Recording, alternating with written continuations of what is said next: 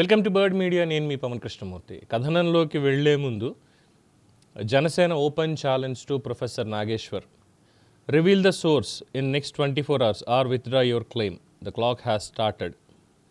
అంటే అమిత్ షా తోటి పవన్ కళ్యాణ్, నాదెండ్ల మనోహర్ భేటీ అయ్యారు. భేటీ అయిన తర్వాత జగన్మోహన్ రెడ్డి మనకి పర్మనెంట్ మిత్రుడు, చంద్రబాబు టెంపరీ మిత్రుడు, instant friend, long term friend అని ఉంటారు. 20 ఎంపీలు మనకి వాళ్ళు సపోర్ట్గానే ఉన్నారు కదా అని మాట్లాడారు అన్న దాని మీద ఏం జరుగుతుందని చూస్తూనే ఉన్నాం కదా. దానికి సంబంధించి అనమాట మన అమిత్ షాతో కూడా మాట్లాడాం కదండి. అమిత్ షాతో ఫోన్ చేసి మాట్లాడితే గుజరాత్లో చెప్పరా బాబు నాకు అర్థం కావట్లేదు అన్నాడు కదా, ఎవరు చెప్పారన్న దానికి.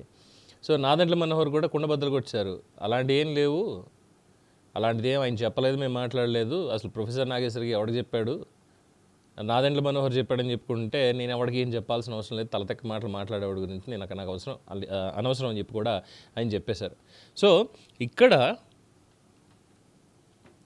ప్రొఫెసర్ గారి గురించి ఒక 2 విషయాలు, ముందుగా 2 కథనాలు, అవి కూడా ఎలా ఉన్నాయనేది చూస్తే,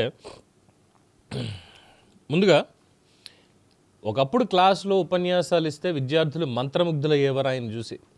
టీవీ డిబేట్లలో విశ్లేషణలు చెప్తూ ఉంటే ప్రజలు అబ్బా నిష్పక్షపాత మేధావిగా గౌరవించారు. అలాంటి దశలో ప్రొఫెసర్ కె నాగేశ్వర్ రాజకీయాలకి అతీతంగా మాట్లాడే ఒక స్వతంత్ర విశ్లేషకుడు అనేటువంటి ఒక బ్యాడ్జ్ ఆయనకి పడిపోయింది. అదే ప్రజాదరణతోటి స్వతంత్ర అభ్యర్థిగా ఎమ్మెల్సీగా గెలిచి రాజకీయ చరిత్రలో ఒక అరుదైనటువంటి విజయాన్ని ఆయన నమోదు చేశారు. కాలం గడుస్తోంది, గడిచే కొద్దీ ఆయన మీద ప్రజల్లో ఉన్న అభిప్రాయం పూర్తిగా మారిపోయింది. ఆయన మీద పూర్తిగా విమర్శలే వస్తున్నాయి. ప్రత్యేకించి గత ఆంధ్రప్రదేశ్ ఎన్నికల సమయంలో ఆయన చేసినటువంటి రాజకీయ విశ్లేషణలు చాలా తీవ్రమైనటువంటి చర్చకి దారితీశాయి.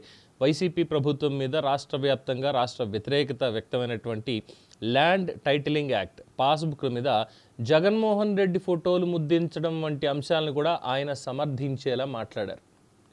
అది చాలామందిని ఆశ్చర్యానికి గురి చేసింది. అదేంటి, జగన్మోహన్ రెడ్డి తప్పు చేస్తే తప్పని మాట్లాడాలి కదా, అందులోని ఈ ల్యాండ్ టైటిలింగ్ యాక్ట్కి సంబంధించిన దాంట్లో దస్తావేజుల మీద లేదంటే గవర్నమెంట్ పేపర్ల మీద జగన్మోహన్ రెడ్డిది నవరత్నాల బొమ్మలు వేసుకోవడం ఏంటి, బుద్ధిజ్ఞానం లేకుండా, భూమి నాది ఫోటో వాడిదా అని చెప్పి ఎంతోమంది తిట్టారు, ఎంతోమంది. ఈయన మాత్రం చంద్రన్న బీమా పెట్టాడు, చంద్రన్న ఇది పెట్టాడని ముఖ్యమంత్రి పేరు పథకాలకు పెట్టడమా, మరి అది తప్పే కదా. మరి తప్పు అన్నప్పుడు ల్యాండ్ టైటిలింగ్ యాక్ట్ కూడా తప్పే అని చెప్పాలి, కానీ అది తప్పు కాదని అన్నారు కాబట్టి ఇది కూడా తప్పు కాదు అని చెప్పి ఆ పథకానికి పేరు పెట్టడం వల్ల దానికి ఏం పెద్ద ఖర్చు అయ్యి ఉండకపోవచ్చు. కానీ ఇక్కడ ఈ ల్యాండ్ టైటిలింగ్ యాక్ట్కి అది ప్రింటింగ్ అవ్వడానికి, మళ్ళీ పాస్బుక్ని మళ్ళీ చేయడానికి ఎంత ఖర్చు అయ్యింది, ఇది ఆయనకి తెలియట్లేదా అని చెప్పి చాలామంది ప్రశ్నిస్తున్నారు. ఒకప్పుడు ప్రభుత్వాలని ప్రశ్నించేటువంటి ధోరణితో కనిపించినటువంటి ఆయన ఇప్పుడు పూర్తిగా ఒక రాజకీయ పార్టీకి అనుకూలంగా మాట్లాడుతున్నారు అనేటువంటి విమర్శలు సోషల్ మీడియాలో వినిపిస్తున్నాయి. ఇది విశ్లేషణ కాదు, పెయిడ్ నరేషన్, అంటే పేటీఎం కూలీ అని చెప్పి నెటిజన్లు అందరూ ట్రోల్ చేయడం ప్రారంభించారు. గతంలో ఎమ్మెల్సీకి గెలిచిన తర్వాత ఆయన ఎన్నికల్లో పోటీ చేసినప్పుడు కూడా ప్రజా మద్దతు పొందలేదు, డిపాజిట్ కూడా రాలేదు.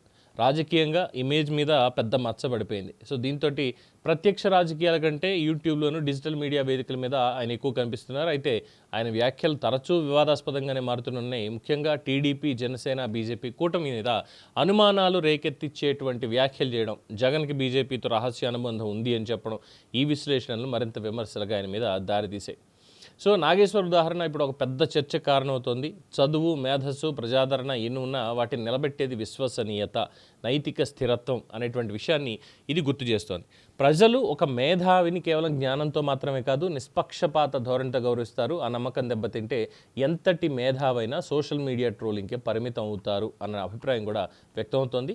ఒకప్పుడు ఆయన మాటల కోసం ఎదురు చూసిన వాళ్ళే ఇప్పుడు ఆయన వీడియో థంబ్నెయిల్స్ కూడా చూసి మీమ్స్ చేయడం ఎంత ఇమేజ్ డ్యామేజ్ అయిందో చెప్పకనే చెప్తోంది. అయితే ఇక్కడ అమిత్ షాకి సంబంధించి తీసుకొచ్చారు కాబట్టి, 20 మంది ఎమ్మెల్యేలు, ఎంపీలు అని మాట్లాడారు కాబట్టి దానికి సంబంధించినటువంటి అంశాన్ని కూడా ఒక్కసారి పరిశీలించేస్తే సోషల్ మీడియాలో చాలా వైడ్గా సర్క్యులేట్ అవుతున్నటువంటిది అనమాట ఈ కథనం. అందులో ఎవరెవరికి ఎంత ఉంది ఏంటి అనేది చూసినప్పుడు 2014 జనరల్ ఎలక్షన్స్లో ఎంపీలు ఎలా ఉన్నారు ఏంటి అనేది చూసినప్పుడు కూడా YSR Congress party 8 Lok Sabha seats in 2014 general election, అక్కడ అది. తర్వాత 22 మంది ఎంపీలు 2019-24 మధ్యలో. సో ఇక్కడ ఈయన మాట్లాడినటువంటి మాటలు చూస్తే ప్రొఫెసర్ నాగేశ్వరరావు ఎంత అబద్ధాలు ఆడాడు అనే దాని మీద పక్కన పెడితే అమిత్ షా అన్న మాటల ప్రకారం జగన్మోహన్ రెడ్డి దగ్గర 20 మంది ఎంపీలు ఉన్నారు అని అన్నాడు ఆయన. అసలు జగన్మోహన్ రెడ్డి దగ్గర 2014-19 మధ్య ఉన్న ఎంపీలు కేవలం 5. అప్పుడు రాజ్యసభ ఎంపీలు లేరు, అందరూ కూడా లోక్సభ ఎంపీలే. ఇక 2019-24 మధ్య ఉన్నది 22 మంది లోక్సభ, తర్వాత కాలక్రమంలో 11 మంది రాజ్యసభ సభ్యులు ఏర్పడ్డారు.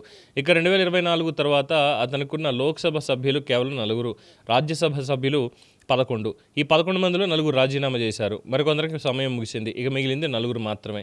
వాళ్ళు కూడా తర్వాత ఎలాగోపోతారు. కాబట్టి ఈ నాగేశ్వర్ చెప్పినటువంటి 20 మంది ఎంపీలు ఉన్నది కేవలం 2019 ఎన్నికల ముందు 19 నుంచి 24 మధ్యలో మాత్రమే. అందులోనూ ఒకళ్ళు రెబల్ అయిపోయారు, సో 21 పడింది. పోనీ 2019కి ముందు అంటే ఈ జగన్మోహన్ రెడ్డి అరెస్ట్, పవన్ కళ్యాణ్ కానీ నాదెండ్ల మనోహర్ గారిని వెళ్ళి జగన్ ఎందుకు అరెస్ట్ చేయలేదు, ఎప్పుడు అరెస్ట్ చేస్తారో అని అడుగుతూ ఉంటే జగన్మోహన్ రెడ్డికి ఉన్నటువంటి ఎంపీల బలం ఇవన్నీ చూసిన తర్వాత అప్పుడు ఎందుకు వచ్చింది ఈ పాయింట్ అనేది కొంతమంది అంటున్నారు. పోనీ 2019కి ముందు అడిగాడంటే అప్పటికి జగన్ రెడ్డి దగ్గర ఉన్నది 4 ఎంపీలు మాత్రమే. కాబట్టి అమిత్ షా 20 మంది ఎంపీలు అనేటువంటి ఛాన్స్ కూడా లేదు. పోతే 2024 తర్వాత పవన్ కళ్యాణ్ అడిగాడు అనుకుందాం, కానీ జగన్మోహన్ రెడ్డి దగ్గర 4 లోక్సభ, 11 మంది రాజ్యసభ ఎంపీలు మాత్రమే ఉన్నారు, 20 ఎంపీలు లేరు. సో అమిత్ షా అనే ఆస్కారం లేదు. కానీ ఈ నాగేశ్వర్ అనేటువంటి మేధావి ముసుగు పేటీఎం వీరుడు చెప్పింది పూర్తిగా అబద్ధం మాత్రమే కాదు, పూర్తిగా కల్పితం అనేది స్పష్టంగా అర్థమవుతుంది. ఏ ఒక్క మీడియా వారు కూడా ఇంత వివరంగా విశ్లేషణ చేసి నాగేశ్వర్ అనేవాడు ఎంత అబద్ధాల కోరో ఆధారాలతో చెప్పకుండా ఆయన ఒక మేధావి తప్పు మాట్లాడాడు క్షమాపణ చెప్పాలి అని అడగడం పూర్తిగా గాడి తప్పినటువంటి చర్చ. కావాలని చెప్పి పూర్తిగా పచ్చి అబద్ధాలు, అది కూడా ఈ మధ్యన ఒకానొక ఛానల్లో జగన్మోహినిగా మారిన ఒకానొక ఛానల్లో మాత్రమే చెప్పాడు. ఇదే విషయంలో యాక్చీలో చెప్తే ఎవరు నమ్మరు, మిగిలిన ఛానల్స్ అయినటువంటి సదరు ఛానల్స్ ఉన్నాయి, వాటిల్లో చెప్తే స్పాట్లో తోలుస్తారు వాస్తవాలతోటి. కాబట్టి నూతనంగా జగన్మోహినిగా మారినటువంటి ఛానల్ ద్వారా ఇలాంటి మాటలు మాట్లాడించారు. 2019కి ముందు జగన్ రెడ్డిని అరెస్ట్ చేయమని అడగాల్సిన అవసరం పవన్ కళ్యాణ్కి లేదు. ఉంటే గింటే నాడు ముఖ్యమంత్రిగా ఉండి బీజేపీతో పొత్తులో ఉన్నటువంటి చంద్రబాబు గారు అడగాలి. 2019 తర్వాత జగన్ రెడ్డి ముఖ్యమంత్రి కాబట్టి పవన్ కళ్యాణ్ అడిగేటువంటి ప్రసక్తే లేదు. 2024 వచ్చరికి కూటమి ప్రభుత్వం ఉంది కాబట్టి జగన్ రెడ్డికి ప్రతిపక్ష హోదా కూడా లేకుండా పాతాళానికి తొక్కేసిన తర్వాత అలా చచ్చిన పవన్ మళ్ళీ ప్రత్యేకంగా చంపాల్సిన అగత్యం పవన్ కళ్యాణ్ గారికి కూడా లేదు. సో వాస్తవాలు ఇవి. ఇది కేవలం జనసేన టీడీపీ మధ్య గొడవ పెట్టడం కోసం జగన్ రెడ్డి తన హైడ్రాలిక్ జాకీలు వేసి లేపడానికి చేసినటువంటి ఒక కుతంత్ర ప్రయత్నం మాత్రమే. కాబట్టి ప్రొఫెసర్ నాగేశ్వరరావు అనేవాడు పక్కా అవకాశవాద విషపు కుట్రలు జగన్ రెడ్డి కోసం చేస్తున్నాడు. కాబట్టి అటువంటి మేధావికి ఒకనొక అనలిస్టు లేదా పేటీఎం అనలిస్టుని బిరుదు ఇచ్చి సత్కరించండి అని చెప్పి సోషల్ మీడియాలో వైరల్ అవుతుంది. ఏం చెప్పాలి? No comments.